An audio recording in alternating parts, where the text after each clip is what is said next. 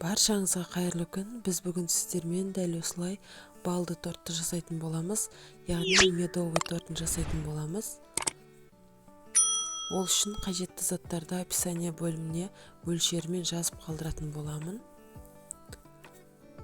Барлығын осы видеода көрсетілгендей мөлшерімен дәл осылай дайындап алатын боламыз. Және де айта кететін жайт, мен балды алдын ала жылы суда жақсылап ерітіп алдым. Және де барлық дайындап алған заттарымызды рет-ретімен жақсылап араластырып алатын боламыз. Ең соңынан балды қосып салдым. Және де ол тоңып қалмас үшін тез-тез араластырып қамырымызды илеп шығаратын боламыз. Барлығын мөлшерімен қосқаннан соң ұнды қажетіне қарай пайдаланатын боламыз. Яғни қолға жабыспайтындай қамыр пайда болуы қажет. Арнама жаңадан қосылып жатқан жандар болса, арнама тіркеліп, лайк басып, комментарий қалдыра кетулеріңізді сұраймын. Және де қазақша контенттің дамуына өз қолдауларыңызды көрсетіп, поделиться батырмасын басып, достарыңызбен және де интернет желісіндегі чаттармен бөлісулеріңізді сұраймын.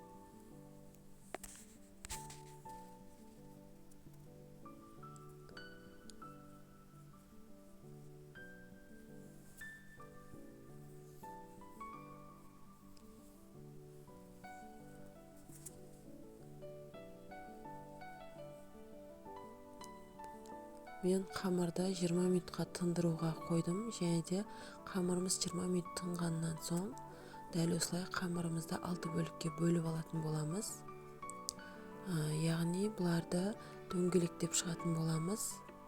Менде 6 корж шықты, яғни 5-еуін қабат корждардың қатарына кіргізіп, біреусін бетіне ұнтақтап себуге алып қалатын боламын. Қамырды жаймай-ақ дәл осылай қолдың көмегімен табанның ішіне орналастырып шығатын боламыз.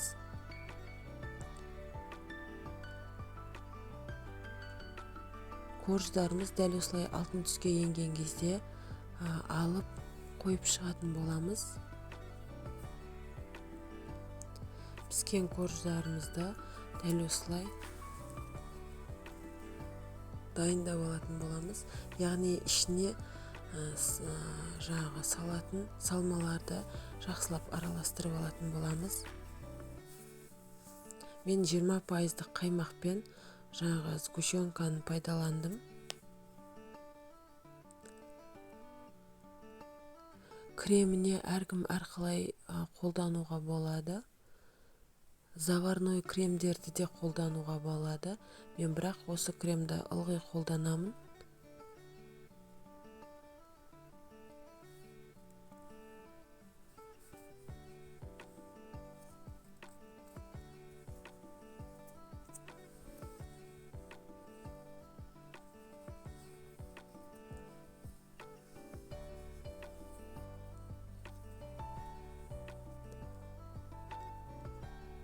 Кремдерімізді дәл осылай жақсылап толығымен жұмсаратындай етіп, көбінен құйып шығатын боламыз.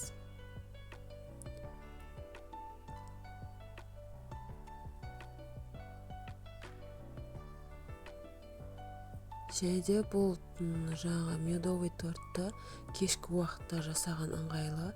Себебі кешке қарай жасаған тортыңыз азанғы уақытта дайын болып тұрады. Яғни торттарымыз жібіп, өзінің жаңағы жұмсақтығын шығаратын болады. Әсемдеу үшін жаңағы 6-шы коржды мен дәл осылай үккіштен өткізіп алдым.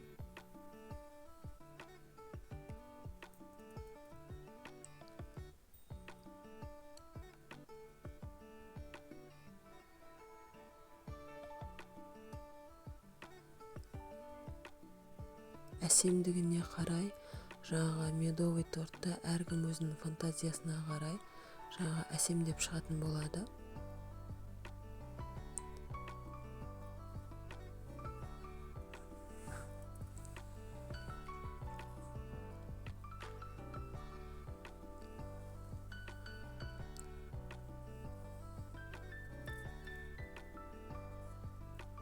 Қолдың көмегімен дәл осылай айналасына да жағып шығатын боламыз.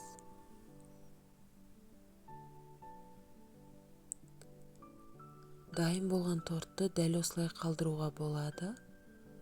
Міне бізде әп-әдемі балды тортымыз пайда болды. Немесе әсемдік үшін дәл осылай мен секілді осылай узор салуға болады. Әркім өзінің фантазиясына қарай жасап шығарады. Назарларыңызға рахмет. Қош сау болыңыздар.